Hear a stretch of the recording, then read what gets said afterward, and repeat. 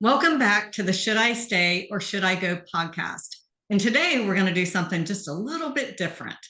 Today I'm going to turn it over to Allison, and she has an announcement to make. She's going to introduce a new author and a new book. So, Allison, take it away. Thanks, Elizabeth. I am super excited about today's episode because I want to introduce you to our newest author in the house, Elizabeth Rose, who just published her groundbreaking book, Sister Own Your Finances. You've got to love that title. And I have to tell you, the book delivers on that title.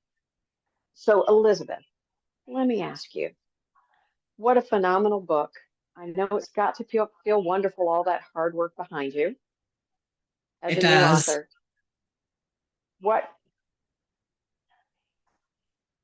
tell me, what happened in your life that caused you to think about, start writing, and write your book?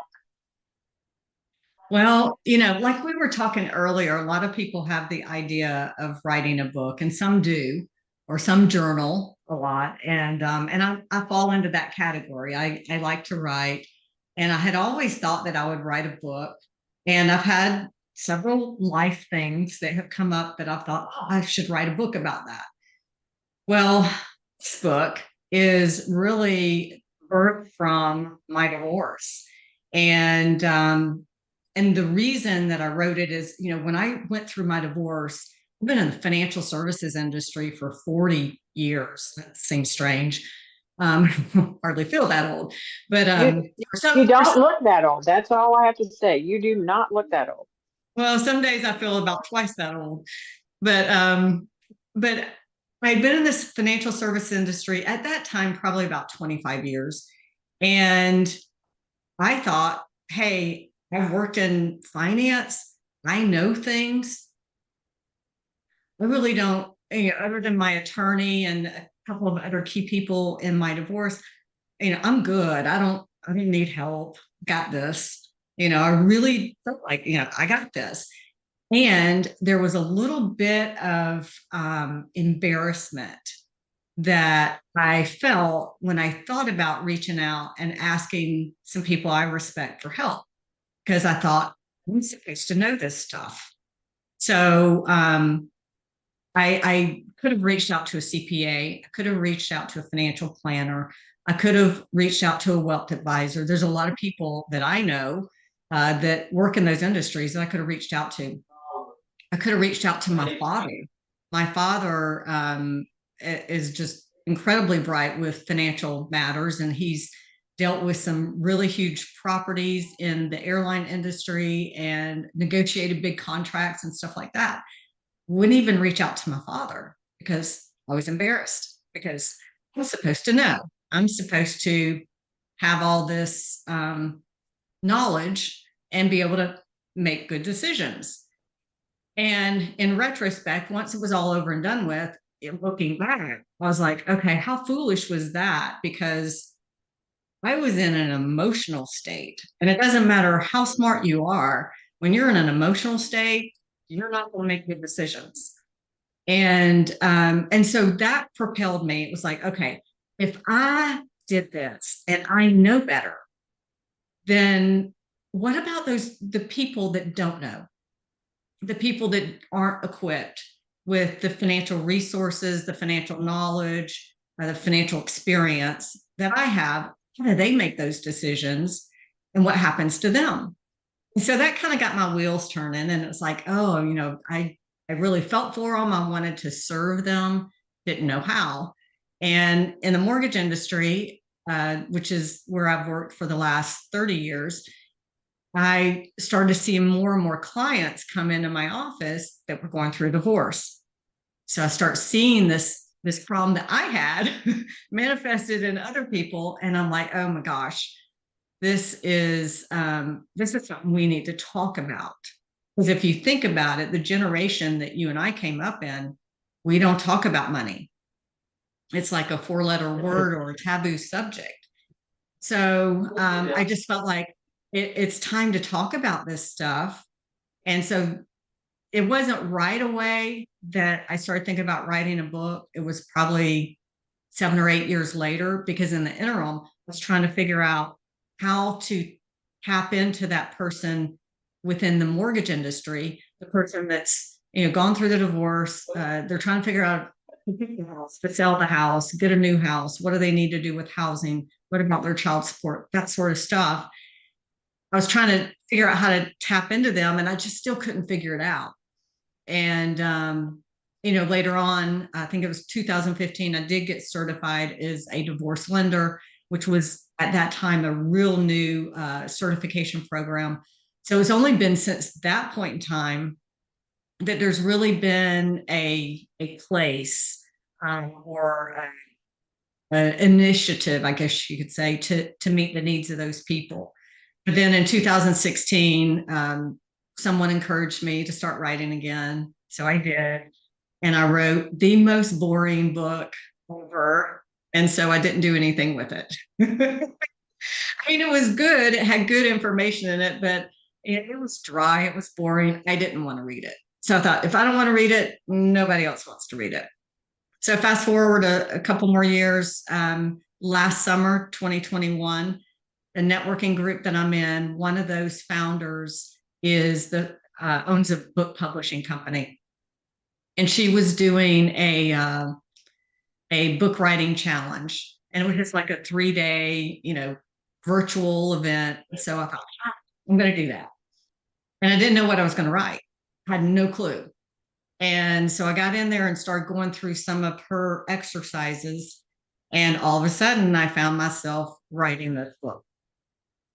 So that's kind of the short and long of That it. is a that is a fantastic story. And so many people think as an author that you sit down, you write the book, and it goes directly to publishing.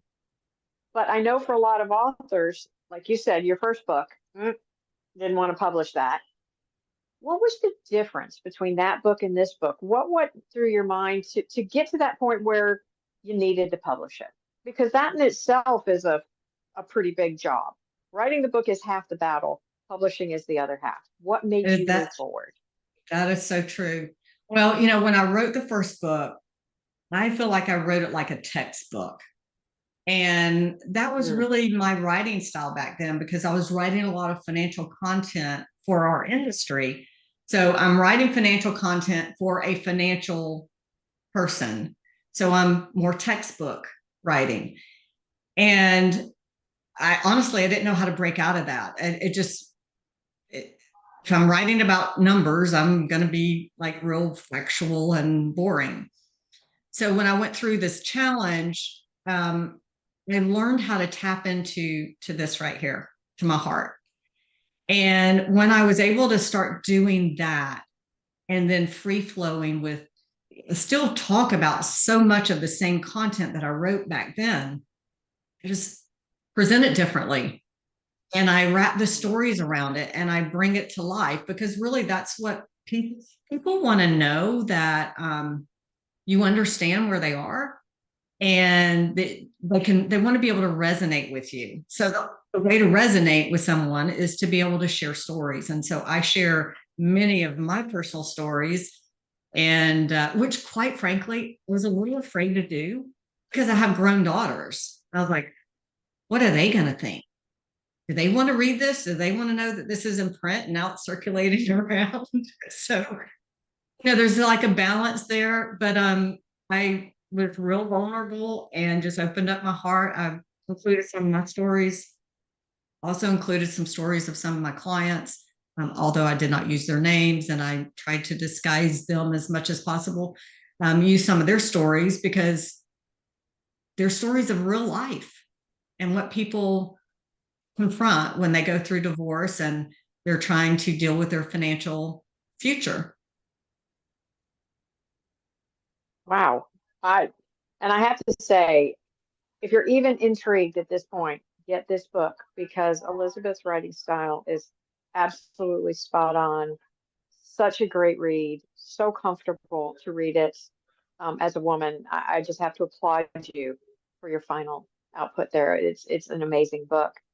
Thank So you. Thank you. tell me, tell me, describe for me now that you wrote the book, who was it that you were thinking of that would be your ideal reader? Who is it that this book is intended for This to book read? is written for someone who is in the middle stages of life. And I don't want to like put a specific number on that, but I'm guessing like 40 to 60-ish, or actually could be beyond 60, who, whether it's through divorce or becoming widower, as a Widowed.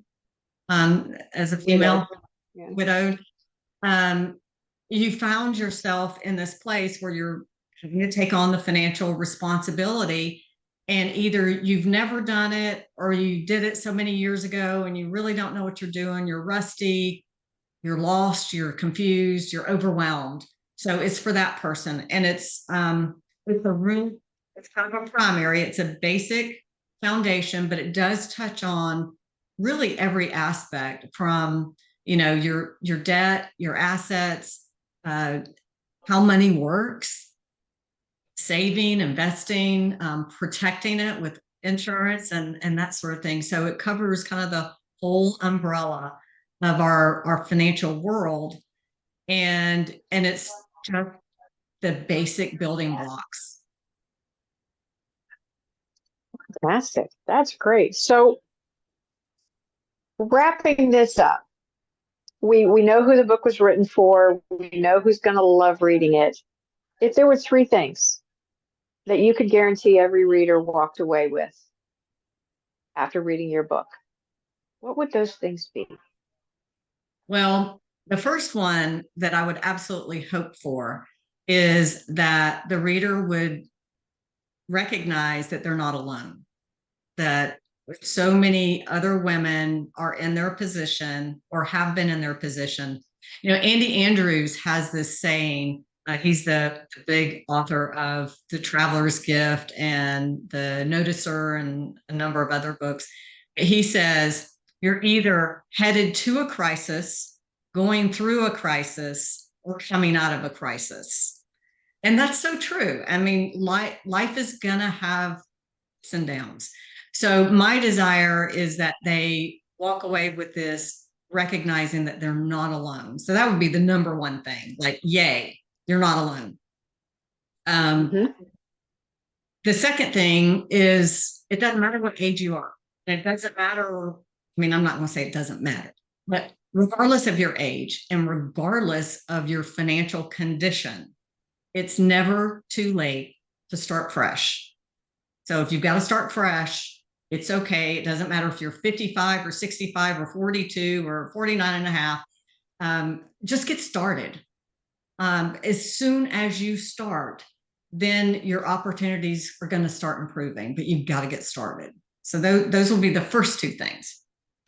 The third thing, I think, is kind of in the title. I want them to own it. Own it. Like, don't depend on anybody else. And this is not against men at all, but we have to take responsibility. We have to take ownership of our life, our happiness, our emotional well being, our physical self, our health, our money, everything. We have to take ownership of it. So, sister, own it is my third outcome that I would love to see. That is fantastic. And speaking as a woman and an author, I can say that what you've put together is truly a great book for women to read, to share with other women. If you know someone else in the same situation, read it together. Make a little book. This would be a great book club book, by the way. Just get involved in this book, read this book. You're going to enjoy it, and the rewards for you financially are going to be there for the rest of your life. So, what a great book. And Elizabeth, kudos to you on this Thank amazing you, book. Allison. Like you said, it's writing it is one thing, publishing is it's a whole nother game. So it's exciting to be on this side of it now and have it behind me. Yes, yes.